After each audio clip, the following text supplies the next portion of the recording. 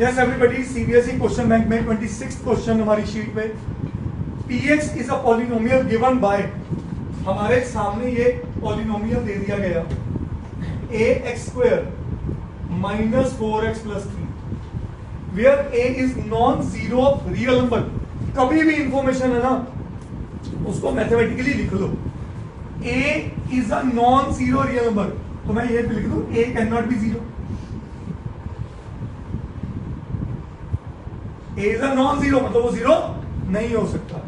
आगे, one of the zeros of px is 3 times that of other. इस line का मतलब क्या है?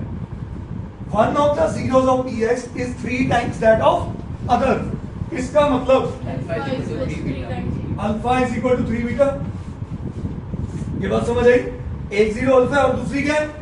तो मैंने कह दिया अल्फा बीटा की 3 गुण है।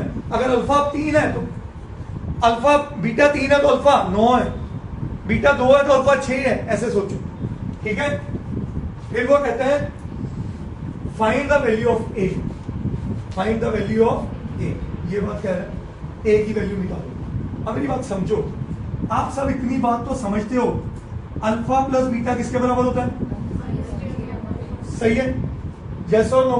अब इस क्वेश्चन को देख के मेरे को सब ये बता दो, इसके साथ कंपेयर करके, ए तो इस पर क्या है? ए ही है, बी क्या है और सी क्या है? क्या ये बात सबको क्लियर? भूमि आपको क्लियर है?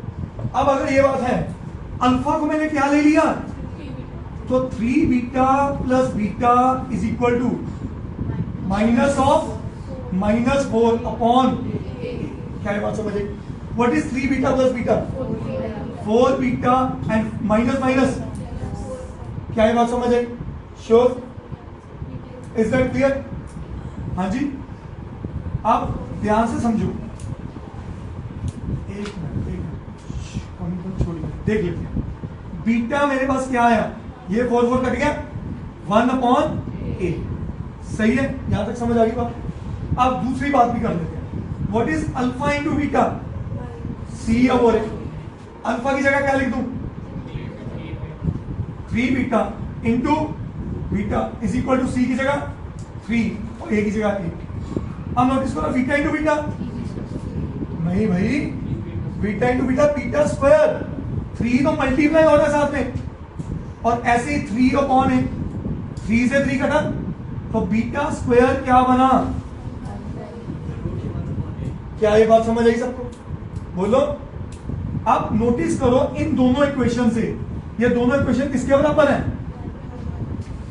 दोनों किसके बराबर है? 1/8। So from 1 and 2, from 1 and 2 मैं लिख दूं beta square is equal to beta. इसका मतलब लिख दूं beta square minus beta is equal to, इन दोनों में बीटा कॉमन तो बचा गया। श्योर? दिस इंप्लाइज दैट, ये देखो दो का प्रोडक्ट 0 है तो या तो वंश ये 0 या तो ये 0, सो बीटा इज 0, और अगर ये 0 है तो बीटा इज, क्या ये बात समझ आई? क्या ये बात सबको समझ आई? नई बात समझिए।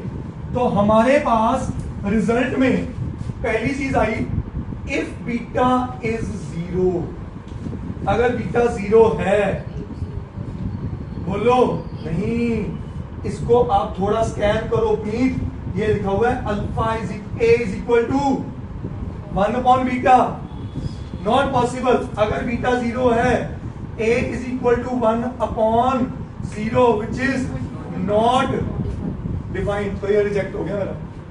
ये क्या हो गया? रिजेक्ट हो गया। एंड इफ दूसरा बीटा क्या निकला था? 1, तो ए क्या बना? 1 upon 1, and what is 1 upon 1? So therefore my value of a comes out to be 1। क्या ये बात समझे? बहुत टिपिकल क्वेश्चन था ये, मैं पूरा रिपीट करूंगा अभी। टिपिकल था, मैं पूरा का पूरा रिपीट करता हूं, पर पहले एक बार समझो।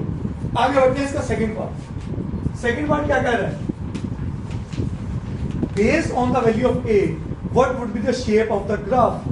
अब देखो, put a is equal to 1 in equation number 1, in equation number 1। जैसे मैंने पुट किया, मेरा पॉलिनोमियल क्या बन गया बेटा?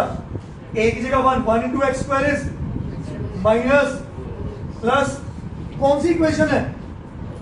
क्वाड्रेटिक का ग्राफ, शेप क्या होती है उसकी?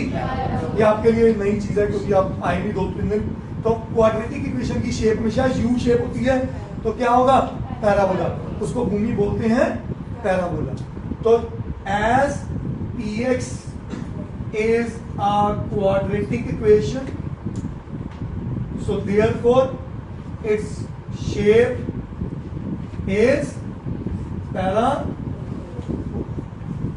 Its shape is parabola. मैं दोबारा पूरा क्वेश्चन रखता हूं आपके सामने, समझना।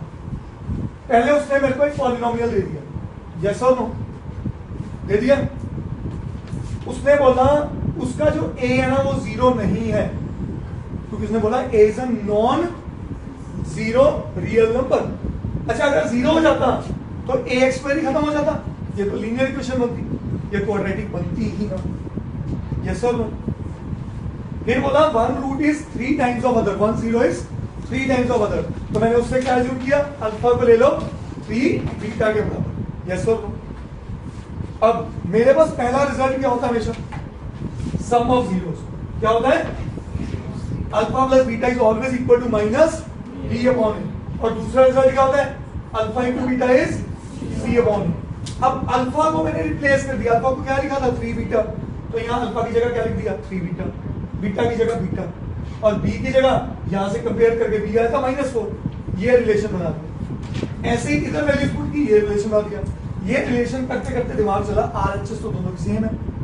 अगर दोनों की आरएचएस सेम है बेटे आर्यन, तो बीटा और बीटा स्क्वायर क्या हो गए? इक्वल। ये इधर ले गया, बीटा स्क्वायर माइनस बीटा बना, दोनों में से बीटा कॉमन, अंदर क्या बचा? Beta into beta minus. अब दोनों का प्रोडक्ट क्या है? 0। अगर दोनों का प्रोडक्ट 0 है तो या तो ये 0 या तो ये 0।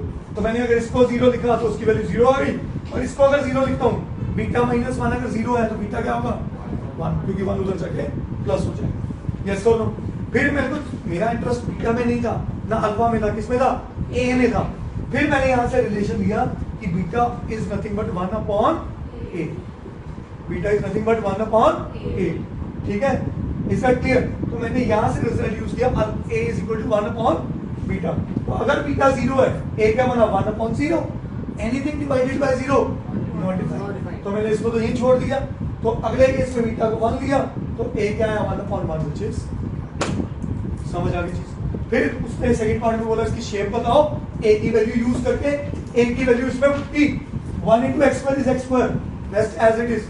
और ये क्वाड्रेटिक इक्वेशन है, क्वाड्रेटिक इक्वेशन का ग्राफ हमेशा क्या होता है? करो